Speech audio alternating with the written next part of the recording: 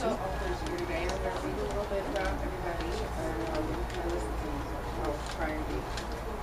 Alison Ashley Formento is author of 5 award-winning children's books, including a series of counsel books which complements the Common Core curriculum for elementary education.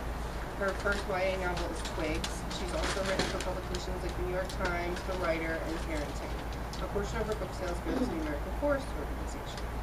And Kit's first novel, The Flame in the Mist, recently won the 2014 Atlantic Region Crystal Kite Award from the Society of Children's Book Writers and Illustrators, which is a very nice award to have under your belt.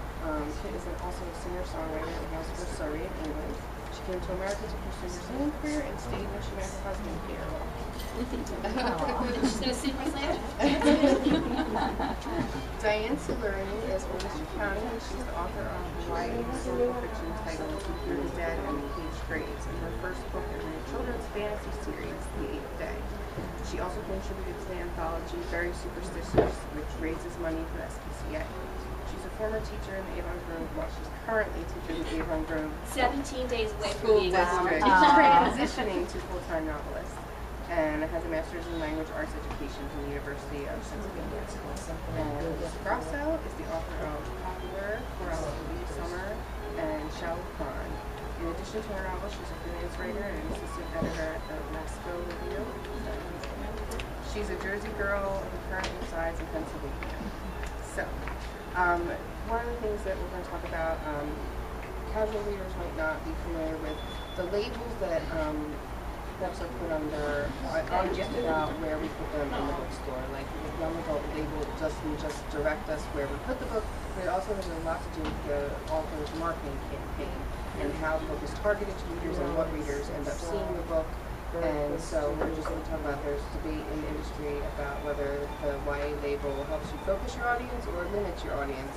If an adult who might be interested in a coming-of-age novel would pick up a young adult novel or not. So how do each of you feel about the young adult label and choosing it for your marketing strategy? I don't think I'll start, ladies. Is that okay? I don't think I consciously chose young adult. When I was thinking about marketing, I was writing a novel, and it happened to have a teen character, just like look at the recent Pulitzer for The Goldfinch. The character starts off as a very young character, but it definitely, turns into an adult book as the character grows and changes. And many of my favorite novels are like that. When I was a teen, young adult didn't exist, so I was reading my parents' books. So Exorcist was considered, today might be considered a young adult thriller or horror, because the character was young. So I think the title has been added by publishers, and as authors, I enjoy reading books with teen characters because inside I still feel like a teen. They say you all have a certain age, you still feel inside. I think I still feel like a 16 or 17-year-old inside, and that's why I like reading books about those characters, because it's a big change in life, at that time. Well, my book is actually officially middle grade, which is 9 to 12-year-olds. So that's sort of a step below young adult. I have mixed feelings about the labels. I mean, I think obviously it's good to focus in to some degree, but so many readers, like some older kids, might be leery of reading a middle grade book, even if they liked it, because obviously they're too old for that now. So I think that's sort of a problem for authors in a way, whereas children who are younger don't mind reading up. And as Alison said, when I was growing up, one of my favorite books was To Kill a Mockingbird, and Scout is from that book, and that's an adult book. And another one was the book The Lovely Bones, where I think the character is 14, but that's listed as an adult book. So there's all sorts of crossovers, and now there's this new adult label. So I feel like they're getting kind of narrower and narrower. The boundaries, or whatever. The definitions. So I think it's it's helpful for marketing, I suppose, but I do have mixed feelings about it as an author. I would say that as agents and editors are very much into the labels, and they need them in order to sell the book and market the book. But yet readers are probably mostly completely unaware. I've talked on my blog. I have a lot of writers on my blog, but I also have various people who come to my blog just because they're interesting people, and I'll talk about MG, and they'll go, "What is that?" And they don't know. It's a children's novel, but the middle grade doesn't mean anything to them. My first 2 books were both historical. They had teenage characters. One is based on a true story about teenage spirit mediums from the 1850s, and this one is basically a murder mystery in a historical setting.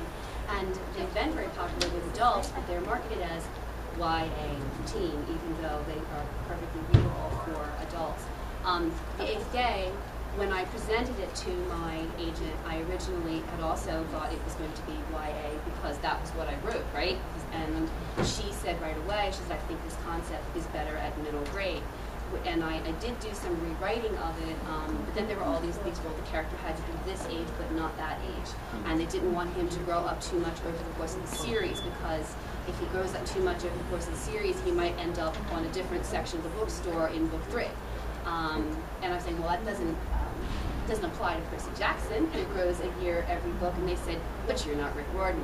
So if you're really famous, you can pretty much write whatever you want and break all those rules. But for a beginning or mid-list author, it is rather narrow and binding, and sometimes arbitrary. Yes. Yeah, when I was writing, not so much Shallow Pond, but my first 2 books, Popular and Ferocity Summer, both of which I wrote before I actually was a published author. I had no idea I was writing YA. I was just writing a book that I wanted to write. It happened to have teen characters.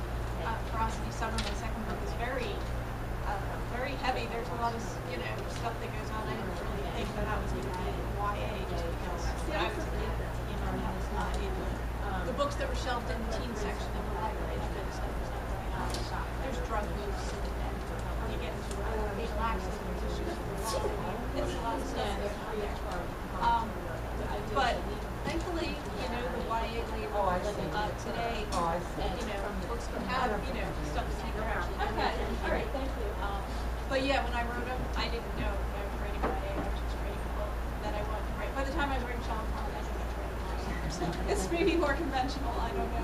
Just to add to that, it's interesting what Dianne said, because when my agent was first submitting TWIGS, 3 or 4 editors wrote back that the character has just turned 18 because it's the summer before she starts college. 3 or 4 editors said, "Oh, can you skew her down and make her 15 or 16 and still in high school?" I said, "No, this is the age she is. She's going through these transitions, and how you feel as from being, the kid at home and going out on your own to that first time of kind of being your own adult." But it was interesting how editors at that time, everything young adult had to be, this is like 2011, 12, everything had to be 15 or 16. Now, young adult is skewing a little higher to kind of mesh with that new adult age, like older teens. A friend of mine recently sent a beginning of a manuscript for me to get feedback from. She's an unpublished author, and she doesn't have an agent yet. And the story, I haven't read very far into it, but it's basically the story of an 83-year-old woman in a nursing home who has a heart attack and then wakes up in the body of her step-granddaughter, who apparently suffered an accident at the exact same time. And since the title is called Lost, or her working title is Lost in Reincarnation, and I'm really enjoying it so far, but I have to say my first thought was, how are you going to pitch this to an agent if the character is 83 years old? And she's in even if she's in a teenage body, the agents are going to say, "Whoa, your character is 83. We can't go." And then I'm thinking, I hope that doors will not be shut on her. But I already see that it's going to be an uphill battle to even pitch a book like that. You should tell her. I don't know the name of it, but there's some series of the dead cheerleader. It goes into another teen's body, a paranormal, which is like ghost stories, whatever. But there's some, her agent might say that, can you make the grandmother her, cousin or something? Her boy cousin. I think that works. I'm going to write it. There are some areas where I think it is useful to know when you're writing something, what age you're writing for. Because for middle grade, there are certain things like, you don't go beyond like looks, and there are certain behavioral parameters that go with that, and also language and vocabulary. That if you know you're writing for middle grade audience, I was actually surprised that nobody at Random House picked up on some words of this, because I didn't think when I was writing it, who was it said, you didn't know you were writing, some people that they were writing, I didn't know I was writing middle grade, but I was surprised that Random House would say, every day didn't say, oh, you can't use that word. Didn't actually ask us to change any of that. Which, because it's nice that they allow some leeway for children who are reading it to get the meaning of the word through context. Because that way they're kind of stretched a little bit to in general, it's useful to know. Has anyone ever been asked to change words? I'm curious. I've heard of it.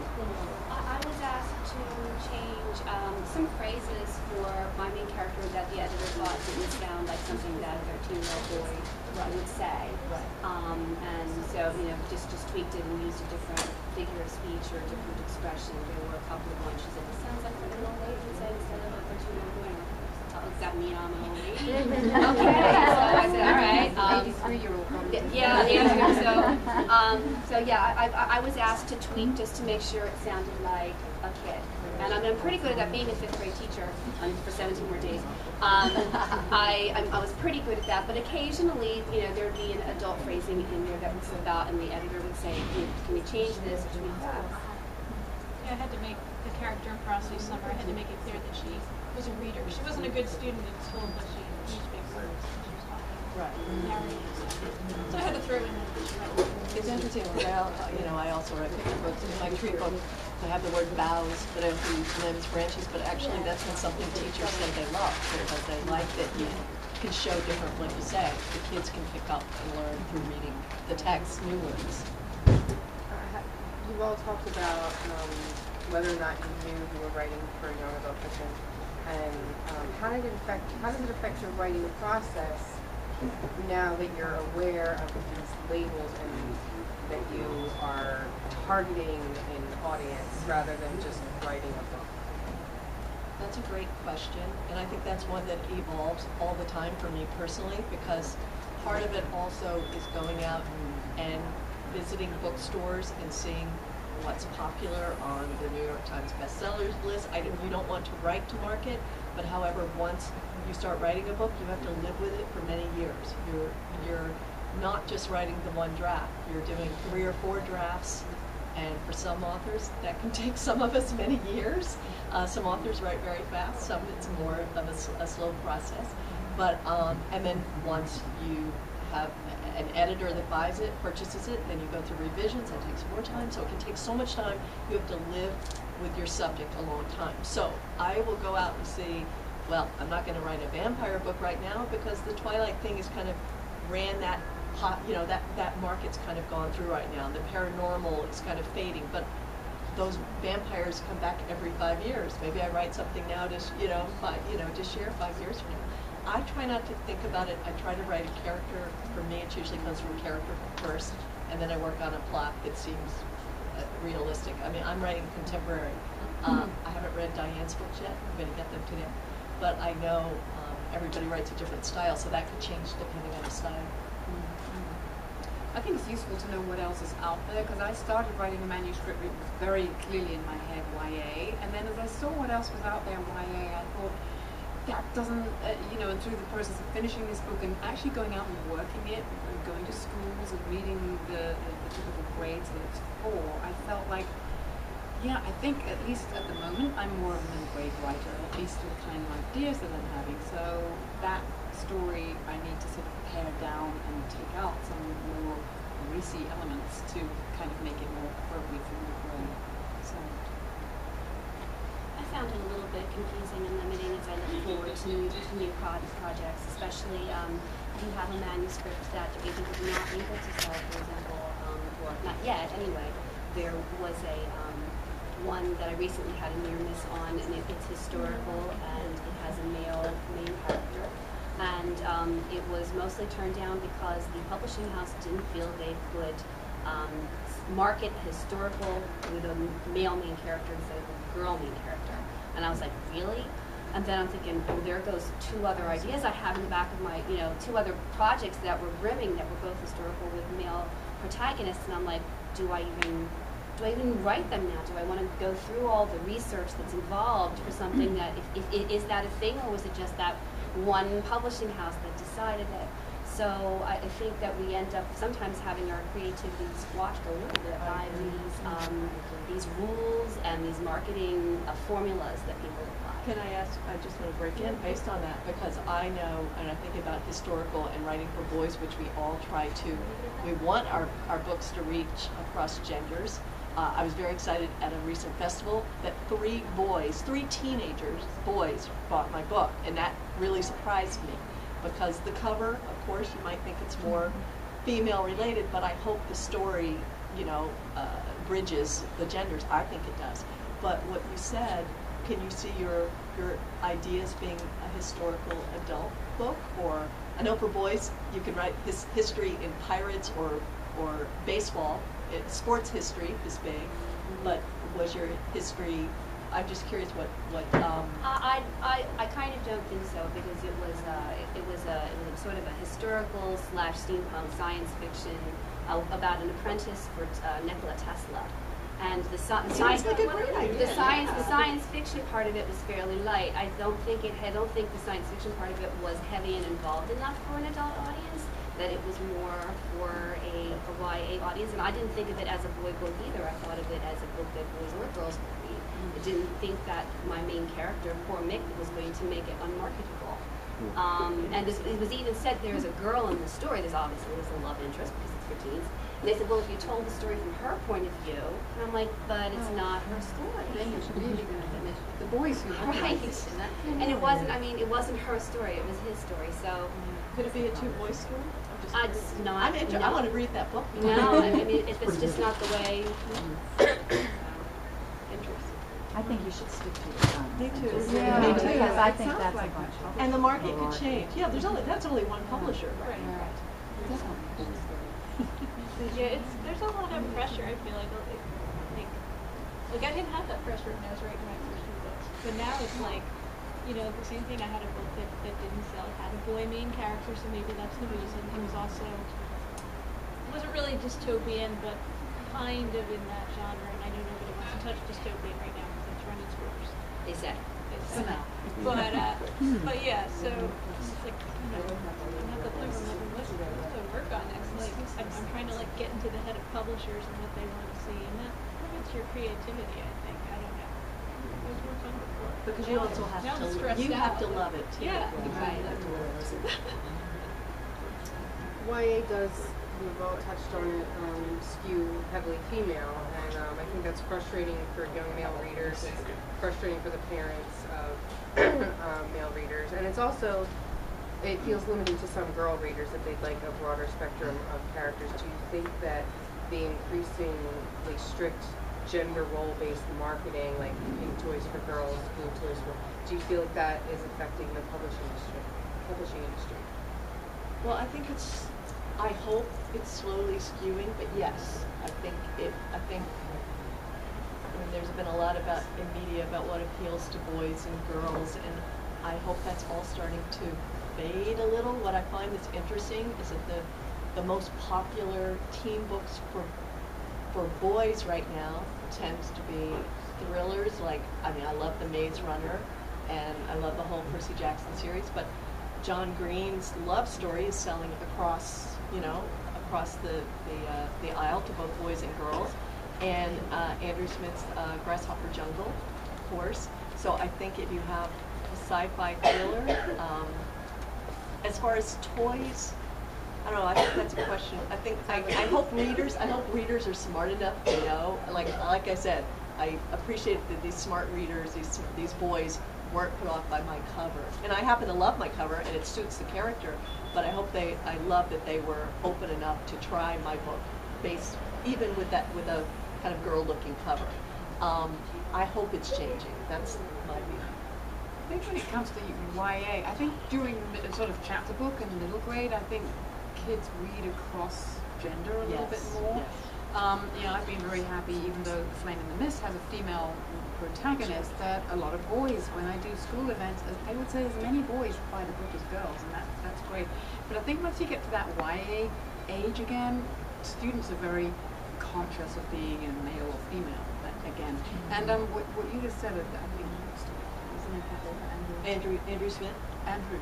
Andrew Smith, the grasshopper. Yeah. So That's his name, right? I think it's partly to do with there are fewer male authors. I mean, there's fewer male authors in middle grade and in YA, and I would guess that boys are going to tend more to want to read books written by a guy when they get especially into their teenagers. And that's sure actually they'll like one reason why J.K. Rowling called herself J.K.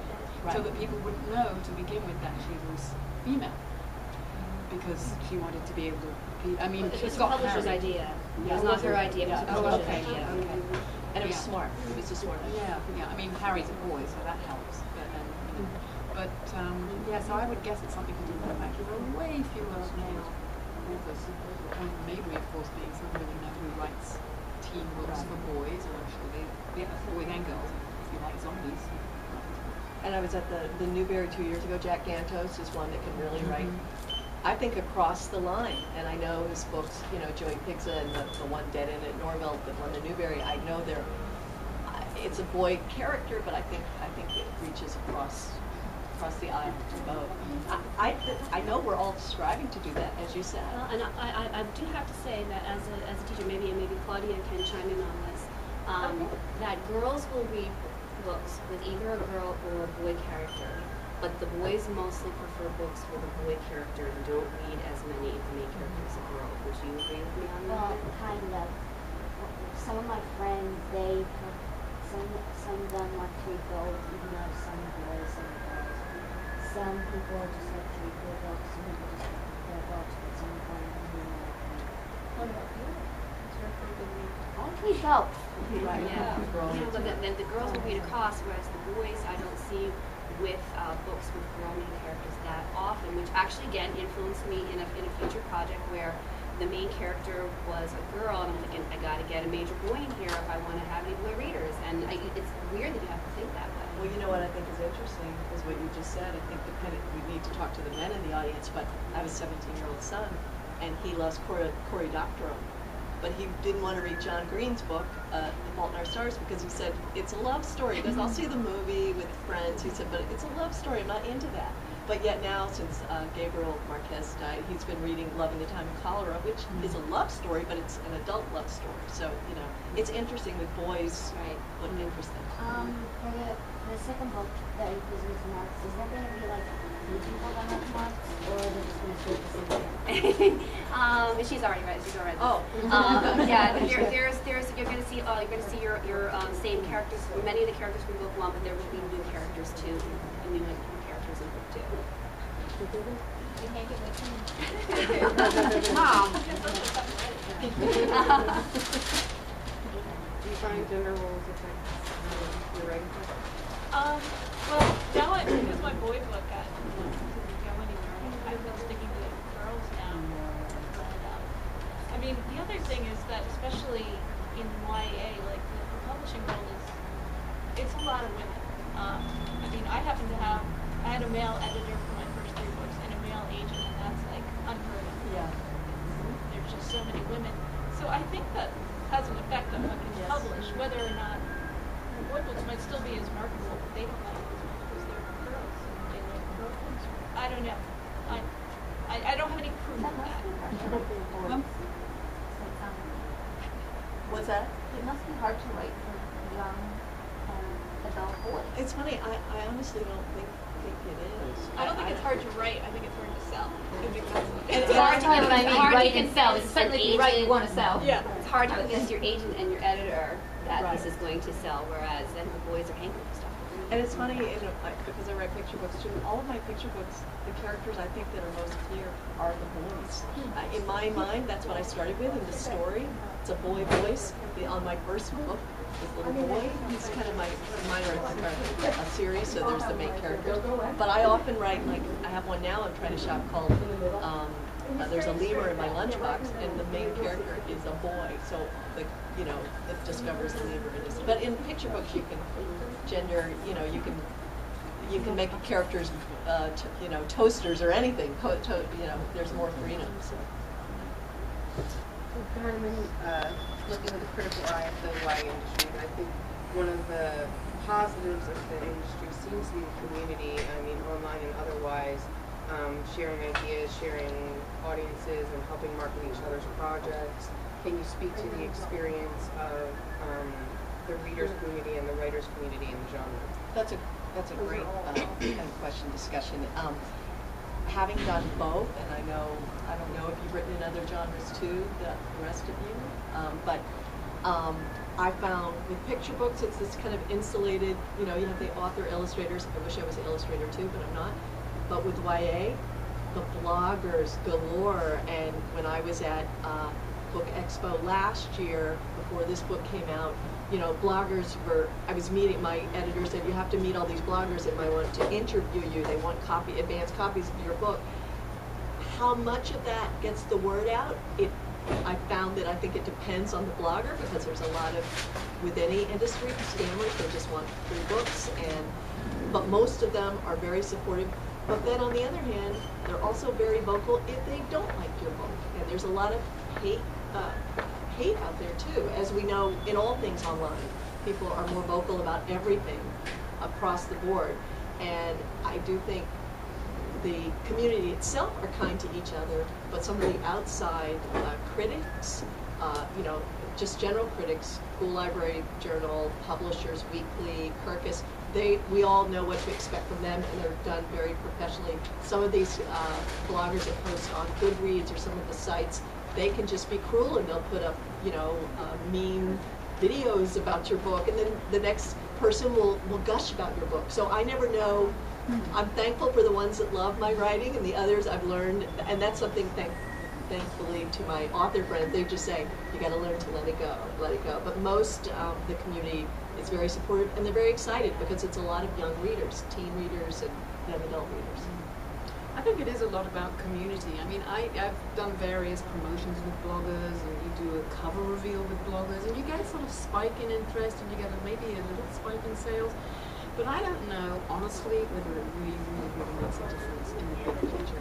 But what it does do is it kind of creates an energy, and one thing can lead to another. And through book bloggers, I've come into contact with particular bookstores who then have done like events with me. So it's sort of an intersection of a network, and that's what we are as a group of authors, a Kidlit Authors Club that we all belong to. You know, we talk about each other's books, we do events together. So it's all about, you know, networking and helping each other along the way with that. But I don't know, you know, I don't know. I have mixed feelings about whether it makes a difference. It makes you feel it's making a difference, which is nice, but honestly, I do think if you can get some of the bigger magazines or online sites with Twitter, it's a little different now. We all have to. 5 years ago, if you told me I would need to post on Twitter as much as possible, I would say, why? You know, and now I'm not even sure, because sometimes, you know, even authors get cliquey within the group. The whole, you know, we're the diverse group of authors now, and that kind of bothers me, because I want it to all be, but just like you said, boy, girl, I hope diversity, I have diverse characters in all of my books, but would they be marketed as diverse books? No. I think we all have that situation. So I know that's a big topic these days, and I don't know, if you can get the Daily Beast to write about you, or one of these online, you know, what's the one, Candy, Daily Candy, or whatever, you can get one of those big blogs to mention you, that's more important than you know, that teen blogger in Ohio that, you know, she just wants all the books that she can get. It's hard to know who to trust. There are a few important books yes. that if you can get in with them, and you write the kind of book that they like, then that can help. But that's, you know, that's very rare, and for most of us, I think it's just, you know, the bloggers that are out there that have followings of 3,000, 5,000, that really doesn't make much difference. And that's something we never, none of us thought about as authors. We just want to write, right? Yeah.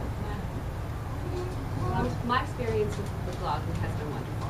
I have found it to be a very positive experience, and but I also blog myself, so I have a relationship with a wide variety of other people who are bloggers, not necessarily these review bloggers who just want the free books and they post the reviews, but I feel like a blogging community that I belong to that, you know, and they've been wonderful. They are supportive, and I have to say that they have spread. I didn't ask anybody to spread through. I did not ask for a blog tour for the 8th day, but I got one. And I didn't, I mean, these people would buy my book and then they would talk about it and they're posting pictures of it. The other thing about the online community is that it is a way for readers to contact you that they've never had before. You know, I'll get random tweets that mention my name and say, I bought your book and I loved it, from someone who I don't know and have never met. It is a way for people to reach out and have an interaction with an author that in the past they were not able to do.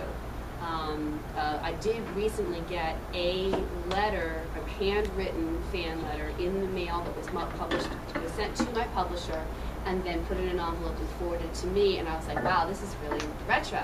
They actually wrote the publisher instead of just looking me up on Facebook or Twitter, because that's the way most people now, and it's very easy to contact authors, even extremely famous authors will sometimes respond to your tweets, you know, way above me, you know, like, you know, I mentioned something and I'll get a response from them like, wow, you know, I'm fangirling, so.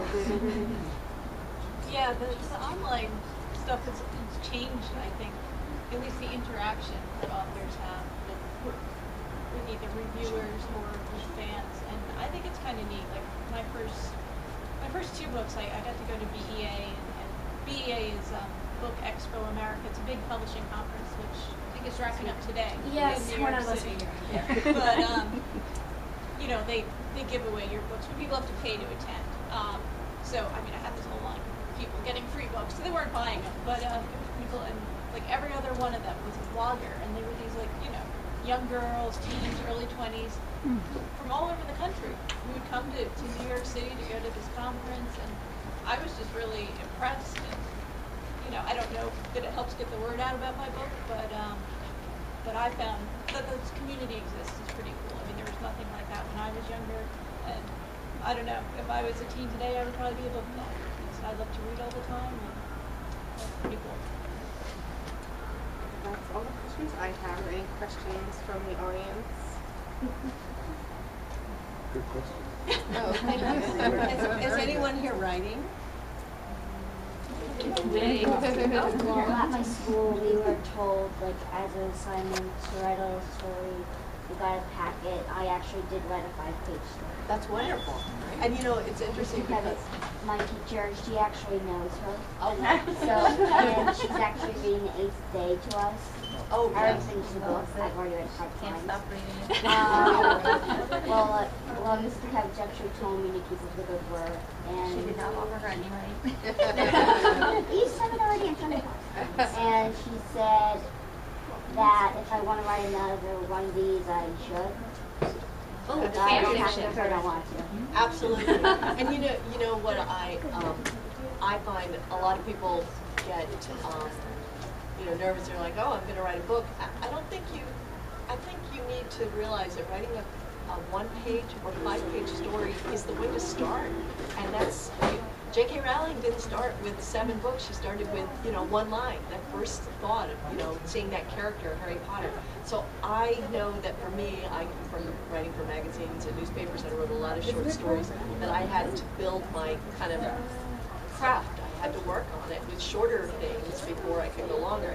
And I know, like we talked about revision, I know in this book, I have 1 line that I revised 182 times. So even with a short book, it takes a lot of work. So being able to work on your craft and start short and then go longer, I think that's fabulous. So keep writing short stories, because that's your best way to learn. That's your best way to see. There was anybody else writing? What are you writing? What genre? YA. And what I find is also that a lot of my YA friends, when you're talking about support and community, a lot of us write in different things because we get bored and we want to, you know, keep our creativity growing. I mean, I love romance, I love thriller. You know, it's things, you know, I'm interested in the Gone Girl movie because that book was a real page turner. So I'd love to, you know, And I love humor, and you know, I have a lot of humor in Twigs. My agent, I have one book that's out on submission now that hasn't sold yet, fingers crossed. But she said, on your next project, I sent her a synopsis for a new idea. She goes, really keep that good humor. Try to keep that voice in there with, you know, so you do kind of develop a brand. Do you guys feel that with your work? Not yet. I don't think I have a brand yet. I don't know. But I think that it's nice to have different, to work on different things. I think I always will. I don't know. I don't want to get pigeonholed. Any other questions? Where do you get your inspiration? Just reading about it? Everywhere. I don't know. I have an overactive imagination, so there's all these crazy ideas in my head. I know. where I they do a come lot of from. school visits too. I get a lot of inspiration from kids. And when you were talking about letters, Diane, elementary school kids always send you written letters. So I suggest writing picture books. You might get them too. I just got a pack the other day, so I love when the teachers now. Thank you, teachers, and make your kids write thank you letters because I get the best, the fun, you know, really fun things like, you should write a story about my pet lizard, and, you know, I love that kind of stuff. So.